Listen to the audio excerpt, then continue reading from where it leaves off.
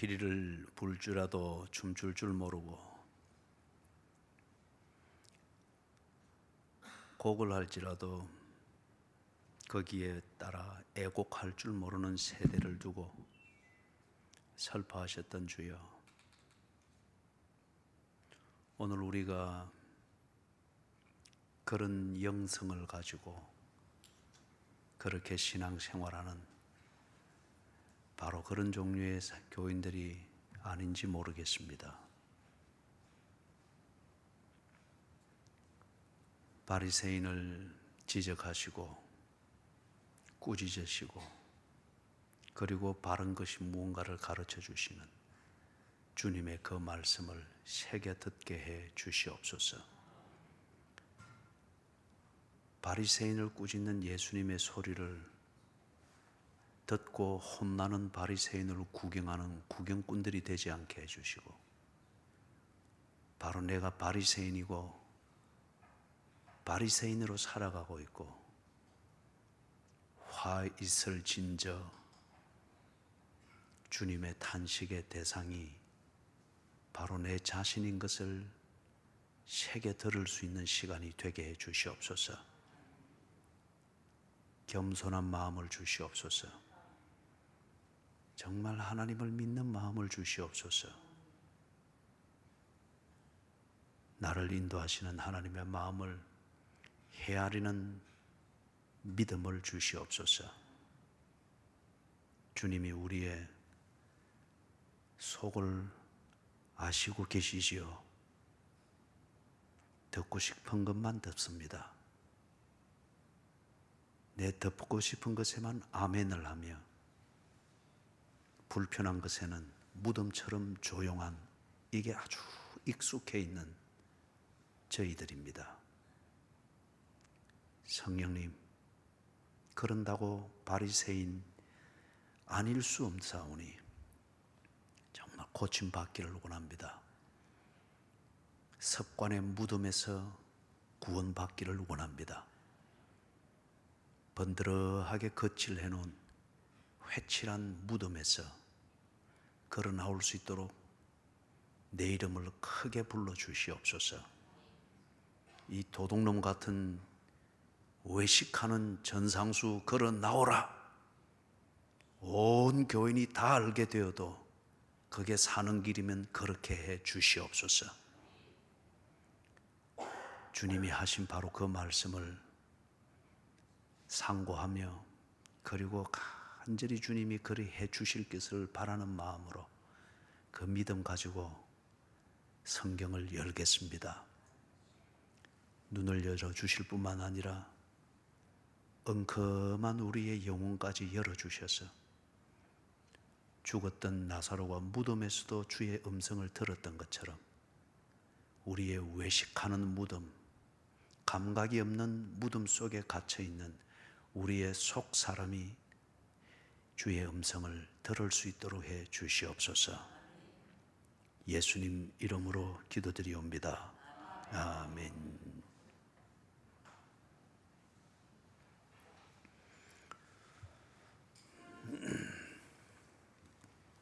예배를 생길 때 항상 정신을 바짝 차리십시오. 누가복음 11장입니다.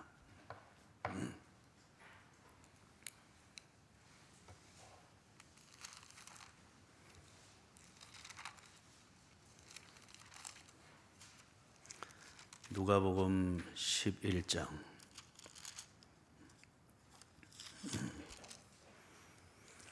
37절에서부터 44절까지입니다. 같이 읽습니다. 예수께서 말씀하실 때에 한 바리새인이 자기와 함께 점심 잡수시기를 청함으로 들어가 앉으셨더니 잡수시기 전에 손 씻지 아니하심을 그 바리새인이 보고 이상히 여기는지라 주께서 이르시되 너희 바리새인은 지금 잔과 대접의 겉은 깨끗이 하나 너희 속에는 탐욕과 악독이 가득하도다. 어리석은 자들아, 겉을 만드신 이가 속도 만들지 아니하셨느냐? 그러나 그 안에 있는 것으로 구제하라. 그리하면 모든 것이 너희에게 깨끗하리라. 화 있을 진저 너희 바리새인이여, 너희가 박하와 운향과 모든 채소의 11조는 들이되 공의와 하나님께 대한 사랑은 버리는도다. 그러나 이것도 행하고 저것도 버리지 말아야 할지니라. 화 있을 진저 너희 바리새인이여, 너희가 회당의 높은 자리와 시장에서 문안받는 것을 기뻐하는도다. 화 있을 진저 너희여, 너희는 평토장한 무덤 같아서 그 위를 밟는 사람이 알지 못하느니라. 아멘.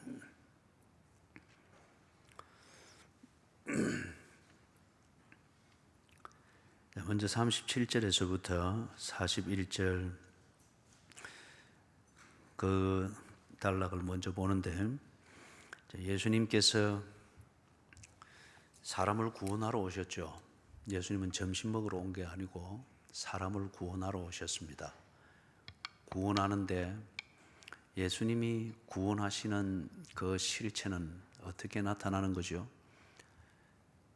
자기 백성을 구원하러 왔습니다. 예수님은 모든 인류를 구원하는 게 아닙니다. 모든 인류 속에 섞여 살고 있는 자기 백성을 구원하러 왔습니다.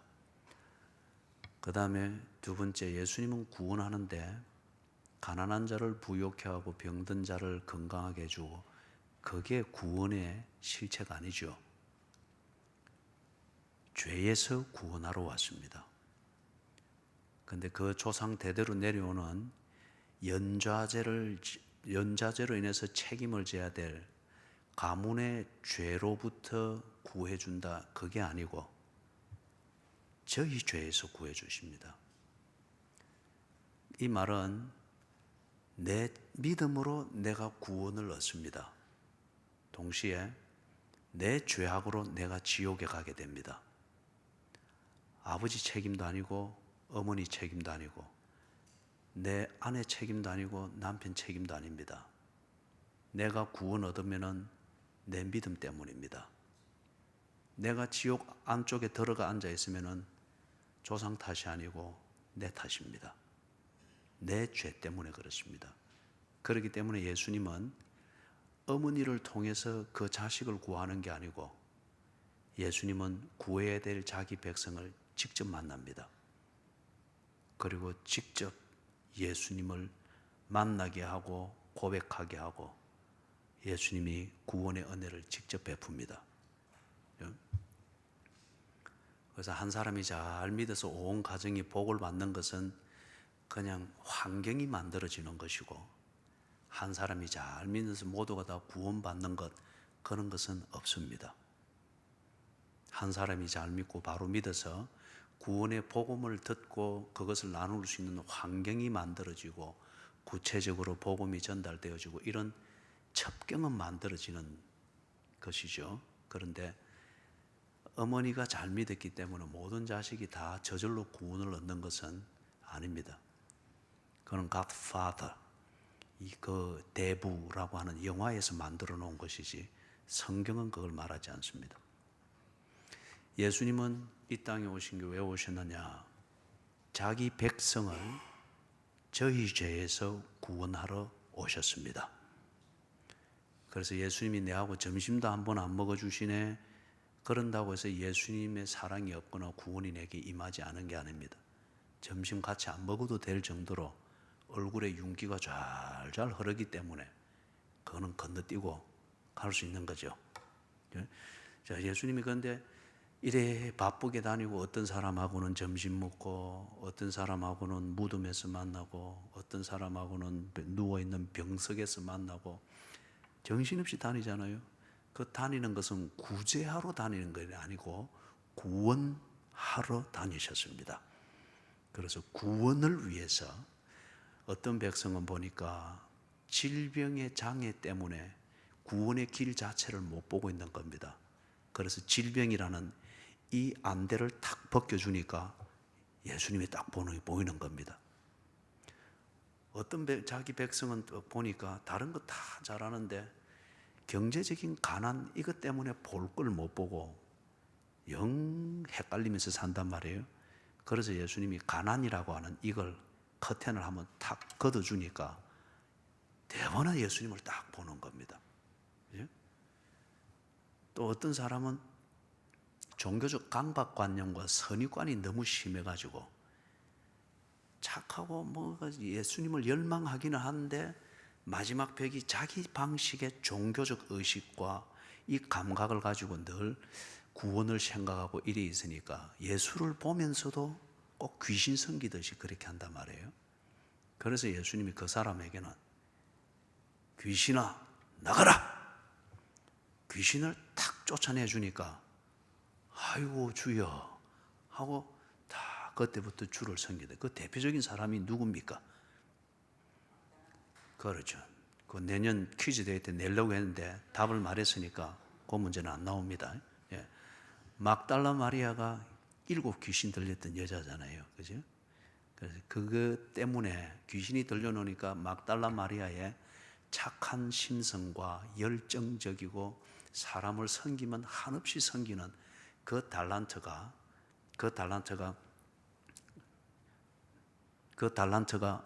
엉뚱한 대로 가버렸죠. 그죠? 많은 남자 손님들 대접하는 대로 가버렸단 말이에요.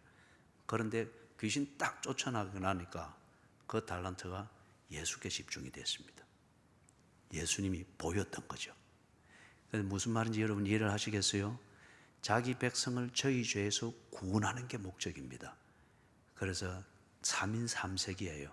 어떤 사람은 가난하다고 하는 이 의식 때문에 예수님을 못 보는 거예요. 어떤 사람은 가난은 잘 견디는데 몸이 조금 아프다 싶고 이러면 엄살이 얼마나 큰지, 그죠? 얼마나 큰지.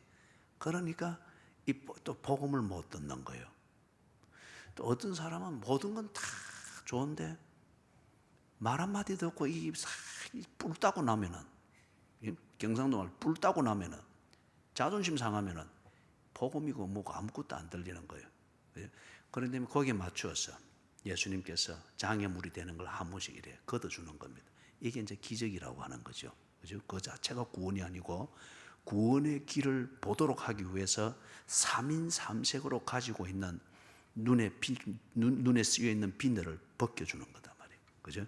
어떤 사람은 가난이라는 비늘, 자꾸 반복이 되어지니까 이해하시겠죠? 그죠? 그래서 지금 여기에서는 이 구원을 위해서 이 사람과는 점심을 먹습니다. 바리새인 집에 딱 가가지고 점심을 딱 먹는데 이 점심 메뉴가 뭐겠습니까? 돼지국밥이 아닌 건 분명하겠죠. 예, 유대인들은 돼지를 부정한 짐승으로 보기 때문에 돼지국밥 먹으면 큰일 납니다. 그죠? 근데 우리는 먹어도 상관없어요. 그죠? 뭘 먹는지 구체적으로 뭔지 이런 얘기는 여기에 전혀 없다는 그 말씀을 드리기 위해서 그런 겁니다. 자, 앉으셨는데 38절에 예수님께서 손을 씻지 않고 갔습니다. 이게 식당에 가면 물수건 내줘서 손 닦는 위생의 의미가 아니고 이거는 종교적 정결의식입니다. 유대인들에게 있어서는 그들의 율법적 사고방식에서 부정한 것을 만졌던 그 손을 가지고 음식을 먹으면 이 부정한 손으로 음식을 먹기 때문에 부정한 것이 내 속에 들어가서 나를 부정하게 만든다고 하는 것이 그들의 율법주의적 사고방식이었어요. 시내 반도에서 하나님이 모세를 통해서 율법을 주시고 율법 중에 위생법이 있습니다. 손을 씻어야 되고 시체를 만들었을 때는 손을 씻고 곰팡이가 보이면은 그것은 무조건 7일간 격리를 시키고 배설물이 있을 때는 그것은 저 진영 밖으로 가서 배설물을 그렇게 하고 그는 이렇게 처리하고 이렇게 처리하고 그죠? 그 위생법 때문에 이스라엘 백성들이 광야 생활에서 그 노예들이 자기밖에 모르잖아요. 노예들이라고 하는 게. 그런데도 불구하고 전염병 한번 돌지 않고 38년 동안 광야 생활을 해낸 겁니다. 그 위생법을 지키니까 그들은 신앙의 관점에서 이게 하나님의 말씀이다 하고 지킨 거죠. 하나님은 그 말씀 속에 뭘 주었는가? 그들의 일상에서 위생 문제 때문에 몰살할 수 있기 때문에 그걸 법으로 정해 주신 겁니다. 곰팡이는 이렇게 다루고 시체를 만들었을 때는 이렇게 다루고 남자와 여자는 또 이렇게 다루고 옷은 이렇게 다 위생법을 해놓으니까 이질병, 그 흔한 이질 이것 걸려가지고 몰살하는 것 없이 딱 38년 동안 간 겁니다. 하나님이 한번 벌을 내려가지고 그들이 전염병이 한번 확 돌아온 게 있지. 공중 보건이 잘못돼가지고 위생병, 전염병이 걸리지는 아니었어요. 그런데 이걸 이 사람들이 이제 역사적으로 내려오면서 지나치게 자기 방식으로 해석을 해버린 거예요. 거기에 신비감을 부여하고 뭐 그렇게 해놓으니까 이걸 이제 손을 씻는 이걸 그들은 하나의 뭡니까? 십자가 지고 감 같은 고생, 어떤 이런 신비한 종교적 의미를 부여를 한 겁니다. 예? 그래서 이것 안 하면은 죄 짓는 것이고 그리고 지옥에 가는 것이고 심판을 받는 것처럼 이렇게 몰아붙인 거예요. 이게 뭐냐? 율법주의입니다. 율법주의. 하나님이 그 위생법을 주신 것은 광야에서 백성들이 노예 근성, 오합지졸의 근성 때문에 전염병 걸려서 망하지 않도록 하기 위해서 주신 아주 실제적인 법이잖아요. 그죠? 그런데 지금 이 사람들이 내려오면서 이것을 이 법 자체를 의식을 지키는 이게 구원을 얻는 것이고 하나님의 백성이 되는 것이라고 여기서 아무 의미 없이도 무조건 손을 씻는 이 절차를 거치는 거예요. 이해가 되세요? 예? 예. 그래서 지금 그러다 보니까 이 유대인들이 외부에 나갔다가 들어오면 반드시 문 앞에 거기 보면 물 항아리가 있습니다. 물 담아두는 거. 그거는 이제 집안의 부요한 경제적 사정 여건에 따라서 좋은 것으로 만든 것도 있고 아니면 그냥 세수대 하나 갖다 놓은 것도 있고 그것도 안 되면은 그냥 국 퍼먹다가 그거는 밖에 또 내놓기도 하고 뭐 그런 거고요. 그러나 공통점은 뭐냐? 밖에 때 나가도 들어오면 반드시 손을 씻도록 딱 물을 준비를 해놓은 겁니다. 그죠? 물을. 그런데 예수님이 오는데 손도 안 씻고 앉아서 잡수는 거예요. 그러니까 바로 이 율법을 가르치는 바리새인의 눈에 얼마나 이게 거슬렸겠습니까? 그죠? 바리새인의 눈에 예수님이 딱 걸린 겁니다. 그러니까 이 바리새인이 38절 중간에 그 바리새인이 보고 이상히 여기는지라. 꼭 우리 얘기하는 것 같죠, 그죠? 그죠? 예. 꼭 내가 힘들게 저런 분 하면 깨워준다고 넌지시 말하면 꼭 돌아보고 누군지 돌아보고, 그죠? 이상히 여기는지라. 그 바리새인이죠, 그죠? 예. 예. 딱 걸렸어요. 예.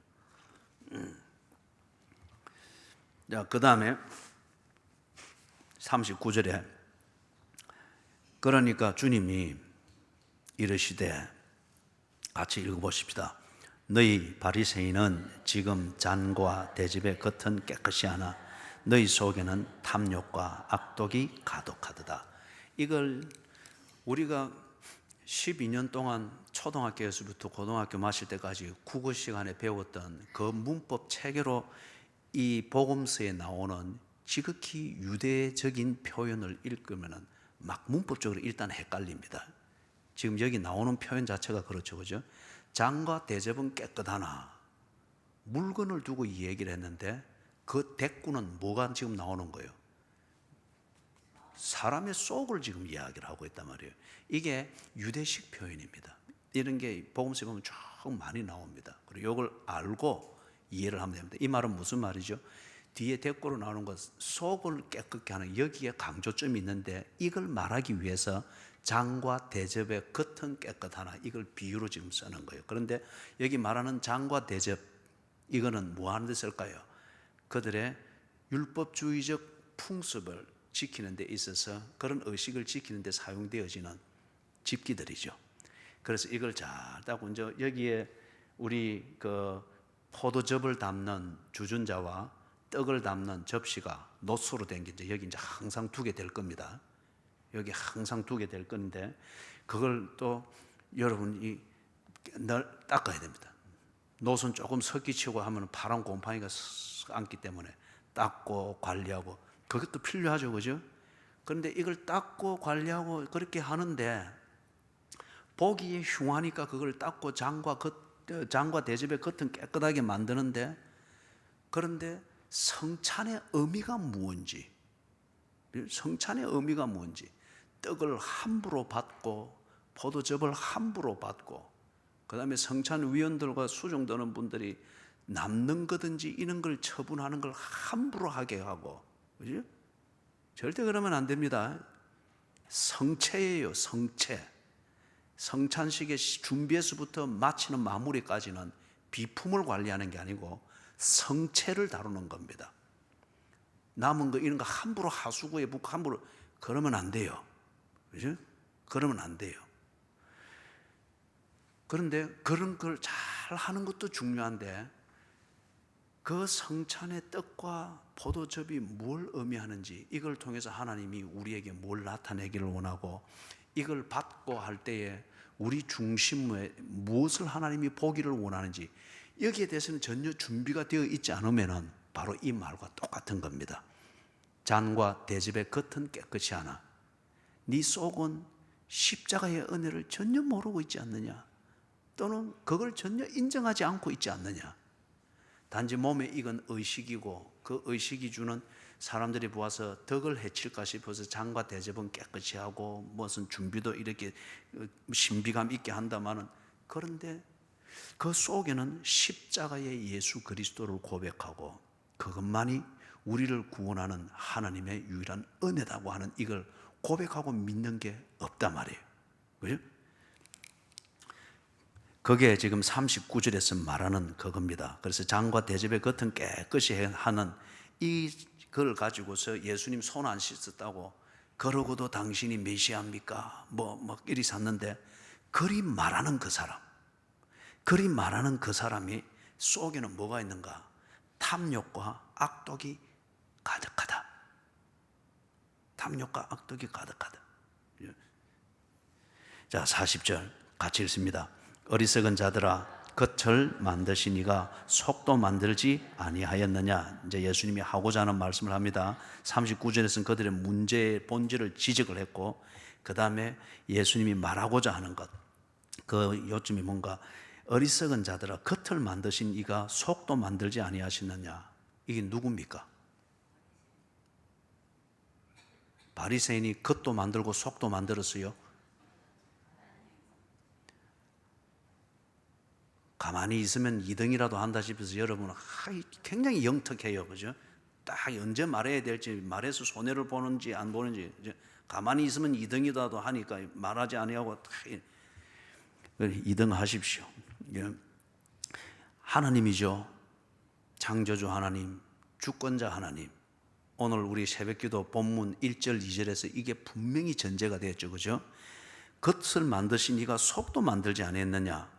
그런데 이 바리새인들은 자꾸 겉만 가지고, 겉모양새만 가지고 율법주의적으로 보기 좋게 따듬고 관리하는, 일이 되다 보니까 속은 곰팡이 피고 녹 앉고 이런 탐욕과 악독의 녹이 가득히 앉았단 말이에요. 그런데 하나님이 속도 만들었지 않느냐.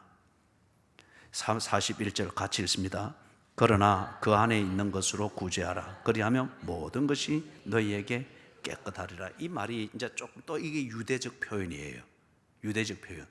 이걸 우리가 12년 동안 배웠던 그런 문법의 구조 안에서 이걸 읽으면 이게 이해가 안 됩니다. 유대 문학의 그 맥락을 이해를 하면서 이걸 읽어야 이 표현들이 헷갈리지 않습니다. 그래서 41절에 요지는 그겁니다. 그 안에 있는 것으로, 다시 말해서 하나님이 겉만 만든 게 아니고 속도 만들었지 않느냐. 그러면은 겉도 옳게 보여야 되지만은 속도 똑같이 옳게 보여야 된다는 거예요. 속도 똑같이. 그러면 이 바리새인들은 지금 뭐가 안 돼 있다는 겁니까? 겉은 하나님이 만드신 것처럼 보일 정도로 다듬고 닦고 광내고 해놨는데, 속은 하나님이 만든 것과 전혀 상관없이 탐욕과 악독으로 꽉 차 있는 거예요. 예? 이 말은 무슨 말이냐? 간단하게 말하면 이 바리새인들은 참된 회개를 한 사람들이 아니에요. 회개는 도덕적인 반성이 아닙니다. 그거는 경건의 훈련일 때 그렇게 하는 거고, 회개는 아이고 내가 이 습관 이거 고쳐야 되는데, 아이고 하나님 잘못했어요. 또는 하나님, 아이고 나는 이 말버릇을 고쳐야 되는데 이게 참 안 되네요. 그래서 말버릇 고친다고 늘 거울 보면서 말하는 연습하고, 경건의 훈련이에요. 그거는 참된 회개, 이 기본적인 이것으로부터 우리의 구원이 시작이 됩니다. 참된 회개는 하나님께로 돌아가는 겁니다. 하나님을 인정하는 거예요. 하나님을 인정했으면은 하나님을 인정하지 아니할 때 가지던 사고방식이든 습관이든 이 모든 겉과 안을 다 고쳐야 됩니다. 버릴 것 버리고, 끊을 것 끊고, 채울 것 채우고. 하나님이 겉을 지으실 뿐 아니라 속까지도 지으셨다. 그러면 겉과 속에 있어서 하나님을 부정하도록 만들고, 하나님을 무시하도록 만들고, 하나님에 대해서 소홀해지도록 만들고, 하나님에 대해서 건방지도록 만드는 이 모든 것은 뿌리채 다 버려야 됩니다. 그게 쉽게 안 버려지거든요. 그렇기 때문에 하나님께 도와달라고 돌아가고 싶은데, 하나님 이게 안 버려집니다. 끊어지지 않습니다. 나를 도와주세요. 도와주세요. 그래서 회개가 해 눈물과 콧물과 금식과 몸부림과 천ля와 살을 찢음과 옷을 찢음이, 그래서 몸부림이 나오는 거예요. 예? 하나님께로 돌아가는 겁니다. 이 바리새인들이 왜 40절에서 말하는 것처럼 겉을 지으실 뿐만 아니라 속도 지으신 이 가장 기본적인 하나님에 관한 지식, 이 실론이 정리가 안 돼 있으니까 자기들 방식대로 신앙생활 합시고 한 거예요. 그런데 겉은 번들한데 속에는 전혀 하나님과 상관이 없단 말이에요. 그래서 지금 41절에서 예수님이 하는 그 핵심 중에 하나가 뭐냐? 너희들은 참된 회개를 하지 아니했다. 자, 그러면 대답을 해보십시오. 이 바리새인들이 지금까지 정리를 했던 참된 회개를 하지 아니했다고 하면은, 이 바리새인들은 하나님을 믿는 사람들입니까? 하나님을 믿지 않는 사람들입니까? 구원을 받은 사람입니까? 구원을 받지 못한 사람입니까? 맞아요. 구원을 받지 못한 사람입니다. 그죠? 구원을 받은 사람처럼 보이나 정작 구원을 받지 못한 사람입니다. 이유는 참된 회개를 이들은 하지 아니했기 때문에, 겉은 그럴싸하게 관리가 되는데, 종교적 의식과 많이 알고 있는 율법적 지식으로 겉은 그럴싸하게 관리가 되어 있는데, 그걸 가지고 오히려 뭐라는가, 지 속에 있는 탐욕과 악독을 즐기는 도구로 쓰고 있는 거예요. 이게 어찌 구원받은 사람입니까? 그렇기 때문에 이 바리새인들을 보고 예수님이 어떤 꼬리표를 붙였죠? 다 택배를 보내는데 목적지 어디겠습니까? 지옥. 그 다음에 종류, 그 뭐라고 썼겠습니까? 외식하는 자. 그래가지고 택배 딱 보내는 거예요. 어디서 받겠습니까? 지옥에서. 자, 그러면은 이 사람들이 왜 참된 회개를 하지 못했을까요? 바리새인 같으면은 평생을 율법을 공부하고 풍습을 공부하고 전통을 공부하고, 그리고 성경을 복사하고 성경을 가르치고 하면서 그렇게 지내왔던 사람들인데, 그런데 바리새인들 그 당시, 예수님 당시 한 7,000명으로 봅니다. 7,000명, 바리새파 소속된 사람 7,000명. 그런데 이 7,000명은 거의 다가 경건한 사람들이에요. 그런데 그 중에서 아주 그 안에서도 영향력을 미치는 이 소수의 사람들이 지금 예수님께 이런 지적을 받는 거예요. 바리새파의 이 주된 신학을 끌어가고 이 세력을 끌어가고 있는 이 주된 사람들, 이 사람들이 왜 참된 회개를 하지 못했을까요?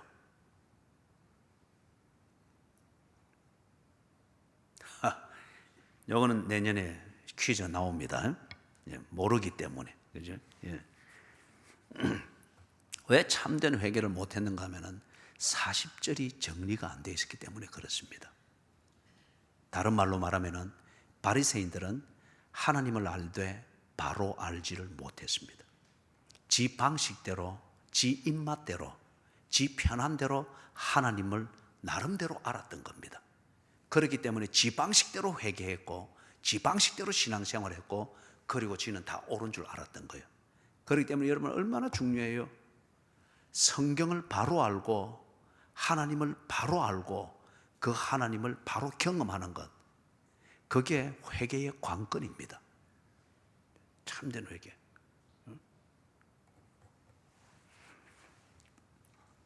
여러분은 40절에 대해서 분명히 알고 있죠, 그죠? 알아요, 몰라요? 그러면 이제 겉을 만드시니까 속도 만들지 않는 이걸 알고 있습니다, 그죠? 자, 이제 준비하시고, 자, 속을 꺼내 보십시오. 속을 꺼내 보십시오. 속에 하나님이 계세요? 하나님으로 인한 고민이 있어요? 아멘, 아멘 하는데 그러면 하나님이 하지 말라고 하는 것을 하지 않고 있습니까?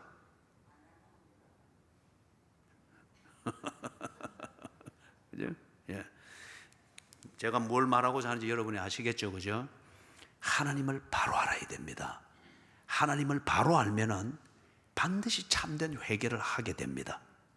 내가 지금 한 젊은이와 오랜 아주 복잡한 이 대화를 이메일과 인스타그램을 통해서 대화를 계속하고 있는데 이 고질적인 문제가 뭔가 이 청년은 나름대로 자기가 옳다고 지금 믿고 있는 거예요.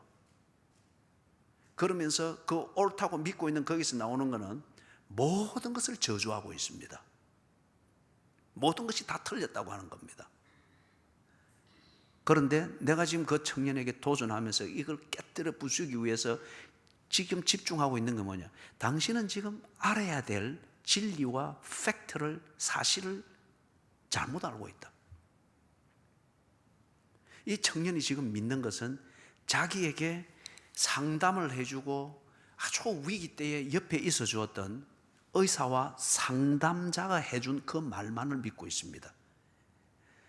여러분, 상담자가 해주고 상담자가 만들어주는 그 팩트는 지극히 일부분적이고 응급처치용이에요. 그 위에 인생 전체를 보는 것, 여기에 대한 신뢰를 딱 쌓으면 절대 그 감옥에서 못 나옵니다. 응? 여러분이 누구를 흉내내어서 아니면은 여러분의 감정의 충동에 그걸 어떻게 발산해 보려고 회개를 흉내내려고 하지 말고, 그래서 억지로 눈물은 어느 정도 만들어낼 수 있어요. 콧물도 만들어낼 수 있어요. 여러분이 예를 들면은 오늘 이번에 철야 기도할 때, 금요 기도할 때 어머니 고생하는 거 생각을 해보려고요. 어머니 고생하는 거 아니면은 아내에 대해서 미안한 마음을 깊이 묵상해 보십시오. 그럼 눈물이 나올 거예요. 눈물이 확 나올 때 그때 막 그 표현만 바꿔가지고 하나님 하는. 근데 그 표현은 하나님이지만은 내용은 뭡니까? 여보 그거잖아요, 그죠? 그건 회개가 아니에요, 그죠? 하나님을 바로 알 때에 분명한 진리와 팩트, 사실을 알고 그 위에 내가 딱 서면은 뭐가 잘못되고 뭐 어떻게 해서 내 현실이 지금 지옥을 가고 있는, 이게 그대로 진단이 되는 겁니다. 그대로 진단이 되는 거예요. 그때에 나의 절망적인 모습이 보이고 운명이 보이기 때문에 몸부림을 치게 됩니다. 하나님 살려주세요. 내 힘으로는 이게 안 됩니다. 도와주세요. 그때에 말이 안 되니까 눈물이 쏟아지고, 눈물이 모자라니까 콧물도 쏟아지고, 시간이 모자라니까 금식을 하고 철야를 하고, 그죠? 우리 기도방에서 매일 이렇게 눈물이 쏟아졌으면 좋겠어요. 아멘은 다 하시는데 새벽기도 마치고 나면 제일 먼저 가시는 분들이 기도방 분들이. 나는 그게 참 그럴 필요 없이 섭섭해요. 피곤한 거는 알지만은 그죠? 여러분들이 앉아서 그렇게 간절히 기도하고 있을 때 다른 분들한테 얼마나 힘이 되겠어요. 자, 그래서 41절에 그 안에 있는 것으로 구제하라. 그러면 이 사람들이 자기 안에 있는 것, 다시 말해서 이 속 사람, 쉽게 말하면 그들의 영혼을 하나님께 드리지 아니했고 이 영혼이 깨끗게 되어져 있지 않기 때문에 그 상태에서 겉을 아무리 깨끗게 해도 그거는 결국 지 안에 있는 것, 탐욕과 악독을 합리화시키는 종교적 행위밖에는 안 된다는 거예요. 그래서 지금 예수님이 하는 말이 하나님을 바로 알아라. 하나님이 네 속을 만들었지 않느냐? 그런데 네 속은 왜 하나님께 드리지 않느냐? 네 속이 하나님께 드려져 있고 네 속에 하나님이 좌정에 계신다고 하면은 거기서 나오는 겉으로 표현되어지는 모든 행동은 다 옳은 것이지 않겠느냐? 그 말을 하는 거예요. 그죠? 그 말을. 넘어가도 되겠어요? 예. 42절에서는 보면은 42절 같이 한번 읽어보십시다. 화 있을진저 너희 바리새인이 운향과 모든 채소의 11조는 들이되 공의와 하나님께 대한 사랑은 버리는도다.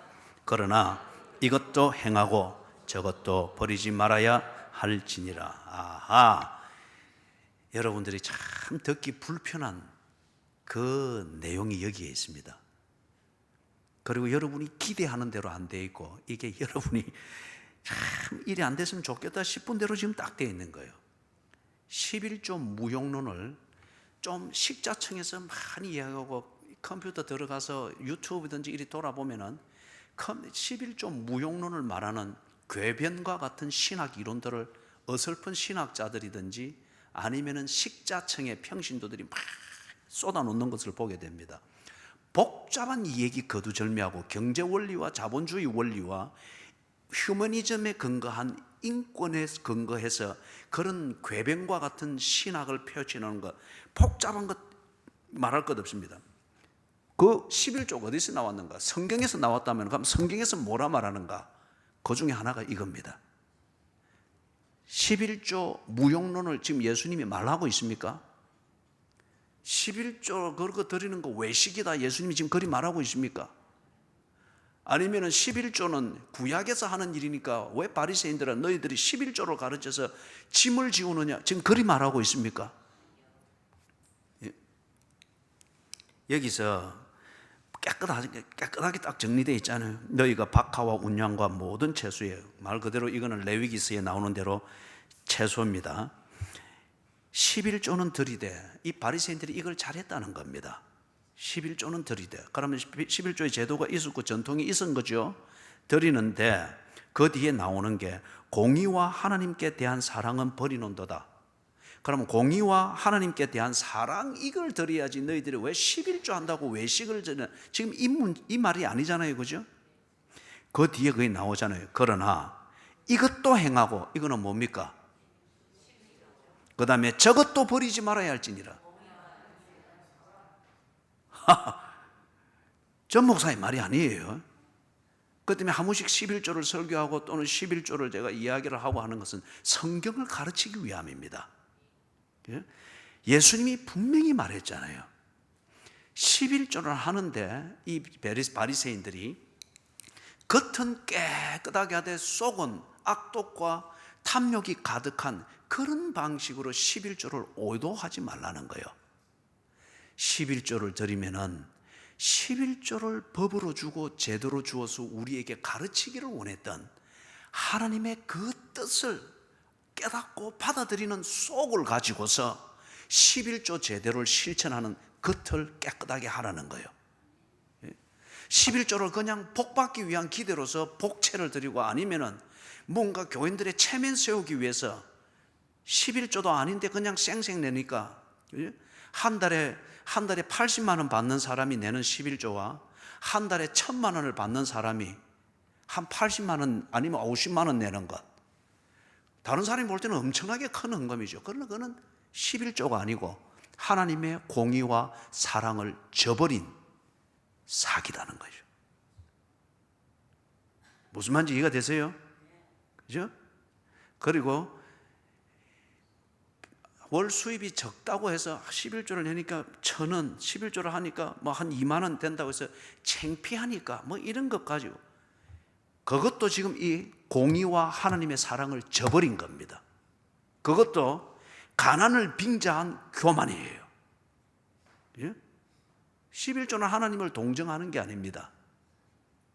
겉을 지으시고 속을 지으신 하나님께서 정말 내가 하나님을 인정하는지, 하나님의 소유권과 주권을 인정하는지, 그걸 내 일상에서 뼈저리게 인정하고 있는지를 보기 위하여서 우리의 가장 약한 부분, 아킬레스건과 같은 재물 중에서도 10분의 1 이걸 딱 건드려 보는 거예요. 그래서 고대에 모든 소유와 우리의 먹는 것과 이 언덕은 왕으로부터 옵니다 라고 해서 그들이 추수하면 10분의 1을 왕에게 세금으로 바쳤어요. 그래서 하나님이 정말 네게 왕이 주인이냐 내가 주인이냐, 이스라엘 백성들이 하나님이지요. 그래? 그러면 네가 왕이 주인이라고 고백하는 증거로 10분의 1의 세금을 바치는데 그럼 그걸 내게 바쳐봐라. 왕은 네 눈에 보이지만은 나 여호와는 네가 정신 안 차리면 안 보이는데 그래도 네가 나를 믿는 것 그게 진실이면 내게 바쳐봐라. 그게 11조예요. 무슨 말인지 이해가 되시죠? 그렇기 때문에 여러분이 궤변은 항상 꼭 이 미로를 가는 것 같습니다. 그렇게 돌다 지쳐서 막 항복을 하는 거죠. 그래서 인정을 하는데 궤변으로 풀 문제가 아니고 11조는 하나님이 성경에서 주신 겁니다. 그리고 이것에 대한 분명한 증거 중에 하나는 예수님께서 11조 무용론을 말하지 않았습니다. 11조를 오도하면서 이 바리새인들이 외식을 하는 이것 때문에 예수님이 오히려 그걸 바로 잡으셨습니다. 11조 바로 해라! 왜 숫자를 속이느냐? 적다고 속이고 많다고 적은 자와 비교해서 생색내기로 속이느냐? 11조 바로 해라! 공의와 하나님의 사랑을 네가 인정하고 그 은혜로 먹었고 돈을 벌었고 오늘 한 달을 살게 되었고 그래서 내가 하나님께 받은 것으로 사는 것을 네가 인정하느냐? 그래, 국가에 세금 바치는 네 그 신뢰를 가지고 하나님께 고백하는 네 고백의 신뢰를 보여봐라. 그게 11조란 말이에요. 예, 여러분 중에 좀 몇 분이 계신 것 같아요. 아이고, 오늘 새벽기도, 오늘 수요 예배 괜히 왔네. 듣고 안 할 수도 없고 막 들킨 것 같은 그 중심이 돼가지고 그건 좋은 거예요. 그죠? 근데 성령이 와서 치면은 아나니아와 삽비라 됩니다. 성령이 와서 치기 전에 이런 경고들을 잘 듣고 고쳐서 하나님이 신뢰하시면은 감당을 못할 정도로 부어주십니다. 하나님이 신뢰하시면, 그죠? 예, 그 다음 보십시다. 43절, 44절 정리합니다. 같이 읽습니다.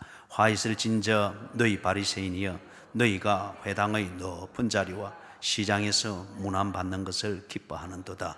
화 있을 진저 너희여, 너희는 평토장한 무덤 같아서 그 위를 밟는 사람이 알지 못하느니라. 이것도 문법적으로 볼 때는 연결하기가 조금 어렵죠, 그죠? 유대식 문학입니다. 지금 이제 비유를 해서 말하는데 43절에 예수님이 바리새인들의 이 아주 오만함, 겉을 번드르하게 해서 언제나 자기가 옳고 잘하고 있고 영향력 있다고 이게 몸이 그냥 배어버린 거예요. 그러나 속은 지금 탐욕과 악독으로 가득한, 그래서 실제적으로는 영향력이 없다고 하는 이걸 보여주기 위해서 44절 평토장한 무덤에 대한 유대인들의 이 율법적 사고방식을 비교를 해서 지금 말하고자 하는 거예요. 43절에서 바리새인은 너희가 회당의 높은 자리와, 이 회당에서 모이면은 자리가 구분되어 있었습니다. 옛날에 우리 그 한국 장로교회 그 구조를 여러분 아시죠? 그 앞에 장로석이 따로 있었잖아요, 그죠? 따로 있었고 또 목사님은 또 요 뒤에 딱 어젓하게 그래 앉아가지고 꼬박꼬박 졸기도 하고, 그죠? 그랬잖아요. 그런데 그거 다 치우면 정말 잘한 거예요. 장로님들이 앞에 앉아가지고 그냥 졸고 앉아 있는 거예요. 앞에 장로석을 따로 만든 거는 화란 그 33조파 우리 고신하고 연결이 되어 있습니다. 아주 보수적이죠. 그 교회의 어떤 교회 전통을 그냥 그대로 직수입한 겁니다. 그 사람들은 그런데 그걸 잘해요. 장로들이 아주 높은 자리에 앉습니다. 앉아가지고 자기 교구에 사람들이 왔는지 출석 점검하고 예배 똑바로 드리는지 점검을 하고, 그 다음에 예배를 드리는 중에 혹 몸이 불편하거나 혹 그런 사태가 없는가도 보면서 그 뒤에 그렇게 해서 신방을 갑니다. 장로들이. 가서 그것을 돌아보고 이렇게 하는, 그래서 높은 자리에 이랬거든요. 이걸 한국에서 그대로 직수입해 놓으니까 유교적 사고방식과 가부장적 제도와 이게 꽉 되어 있는 데다가, 그래서 높은 데서 되게 좋아하는 거예요. 높은 데서 그냥 보란 듯이 졸고 있는 거예요. 그러니까 교인들이 전부 다 저 높은 데서 떨어지면 왜 안 오시고 그 전부 집중하느라고 예배를 못 드리는 거예요. 다 없애버리는 거예요. 그건 정말 잘 된 거예요. 그죠? 교회나 장로님들을 위해서 정말 잘 됐고, 요즘 이 뒤에 자석도 치워가는 추세가 되는 이것도 목사님들을 위해서 정말 잘 됐고, 그죠? 정말 잘 됐고. 예. 그 우리 저 뒤에 딱 숨가놨잖아요. 저기에 딱 숨가놨죠. 자, 그 다음에 그래서 이 사람들이 높은 자리와 시장에서 문안받는 것, 회당에 높은 자리에 앉고, 그 다음에 시장에 가면 어귀에 서가지고 꼭 이래 이제 이 영화 같은 거 보면 그런 신부들이 이래 가락지 확 낀가지고 만나면 손 내밀어 탁 손에 이렇게 막 입대고 시장 그런 거 봤죠, 그죠? 그런 것을 연상을 하면 돼요. 시장에 가면 아이고 랍비 오셨습니까? 랍비 오셨습니까? 막 인사해서 하고 그런 것을 끌어내고 그런 것을 받고 싶어 하는 거예요. 이게 우리가 한국 교회 정서에서도 이런 게 있죠, 그죠? 교회 직분은 절대 계급이 아닙니다. 절대 계급이 아니에요. 그런데 이걸 그래 이런 이야기를 하면은 또 길어지고 하는, 이런 건 우리 재직 세미나나 그래 할 때 좀 더 얘기하기로 하고 이런 게 있습니다. 항상 자기가 영향력이 있는 것으로 행세를 하고 영향력이 있는 것으로 대우를 받고 인정을 받기를 원하는 이런 제스처를 하고 자꾸 그런 포지션을 만들어 간단 말이에요. 여기에 대해서 예수님이 44절에 비교를 가지고서 설명을 하는 겁니다. 화 있을진저 너희여, 너희는 평토장한 무덤 같다. 이게 뭔가 하면은 이 바리새인들이 이제 지도자급에 있다가 탁 죽으면은 비석이 세워지겠잖아요, 그죠? 그 바리새인 중에 누구 뭐 정경 총회장 뭐 이래 해가지고 이름 해주면 사람들이 거기에 그 비석을 보고 그 무덤을 함부로 대할 사람이 없죠. 예? 그럼 그걸 보면서 다 그 이름도 기억하고 그래야겠죠. 그러면은 이 유대인들의 율법주의적 사고방식에서 무덤을 만지거나 무덤을 밟으면은 부정한 자가 됩니다. 부정한 자가 되어서 예배에 참석을 못합니다. 또는 유월절 같으면 유월절 음식을 못 먹습니다. 이 말이 이 사람들은 자기들 생각으로는 영향력을 미치고 많은 사람들을 옳은 대로 이끈 사람입니다. 그런 영향력이기 때문에 당연히 존중을 받아야 되고 본을 사람들이 나의 본을 받아야 된다라고 생각하는데 예수님이 말은 아니다. 당신들은 평토장한 무덤과 같다. 평토장한 무덤은 공동묘지에도 가도 비석도 없고 아무 표시도 없는 무덤이 있죠. 버려진 무덤. 안 가봐서 몰라요. 그런데 그런 게 있다고 치십시다. 아무 표시도 없는 그런 무덤이 있을 때 이게 무덤인지 아닌지도 모르고 그거 자기 무덤 그 성묘하러 온 그 무덤 찾는다고 그 무덤 밟고 지나갈 수가 있겠죠, 그죠? 그걸 지금 말하는 거예요. 평토장한 무덤 같다.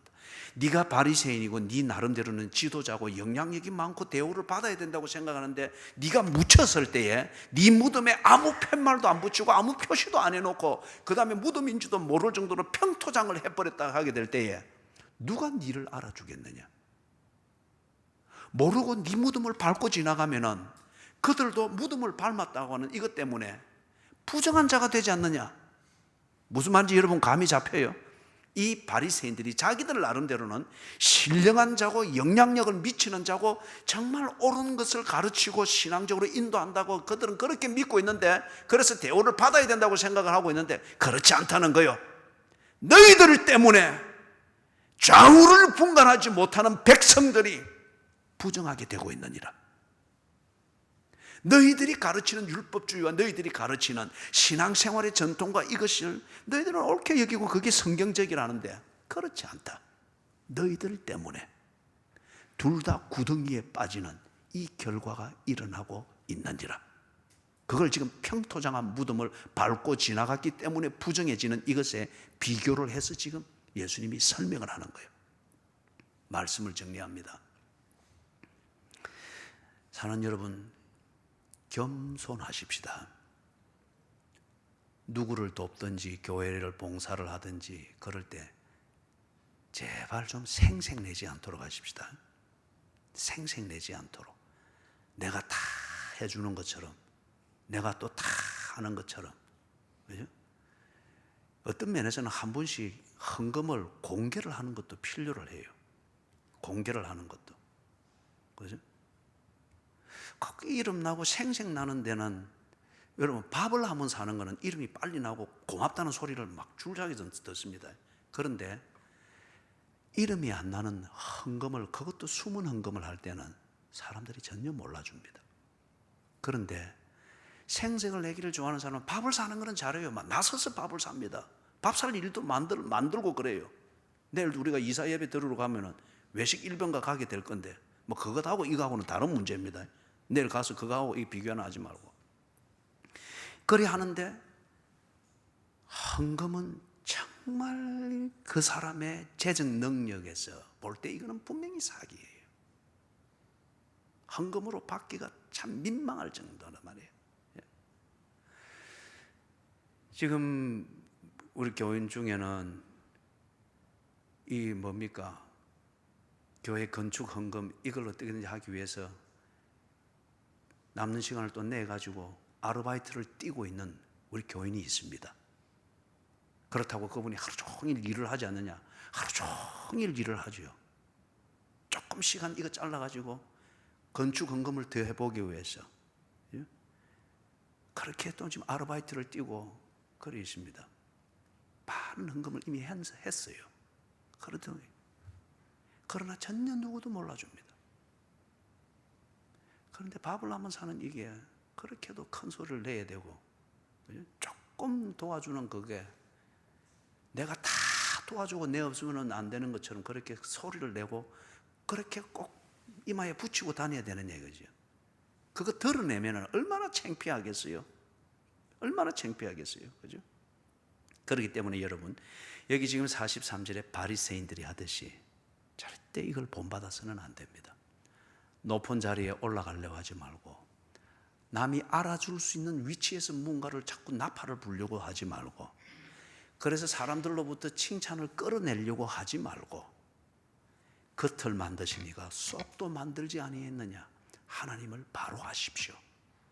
그래서 진심으로 하나님을 향해서 하나님 중심으로, 남이 몰라줘도 교회를 걱정하고 진정 사랑하는 마음으로 떠벌리고 다니는 시간이 없을 정도로 아르바이트 뛰고 잠 쪼개서 또 섬기고 또 봉사하고, 하나님이 알아주시면 그만이라고 우리가 찬송을 몇 번이나 하잖아요.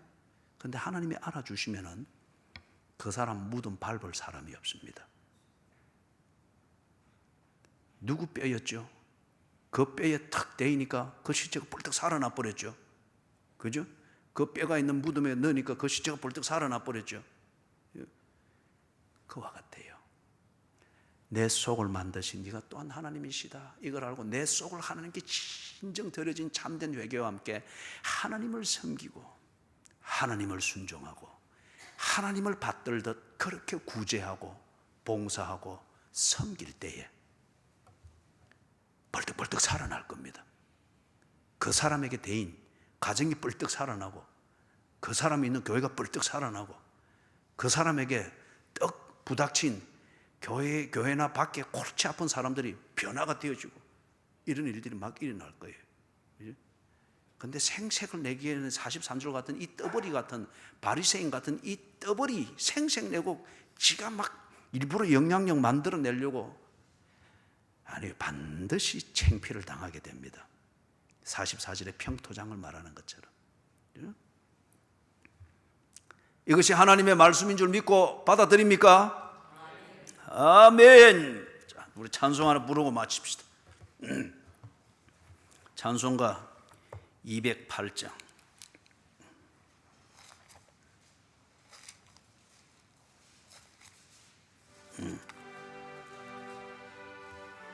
208장이 아니고 그게 213장.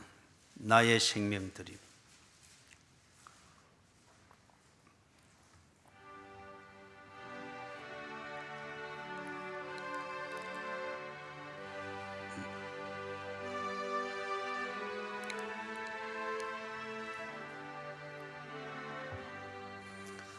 나의 생명 드리니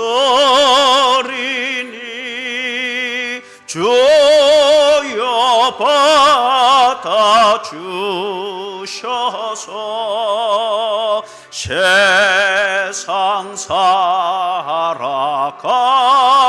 동안 찬송하게 하소서. 손과 발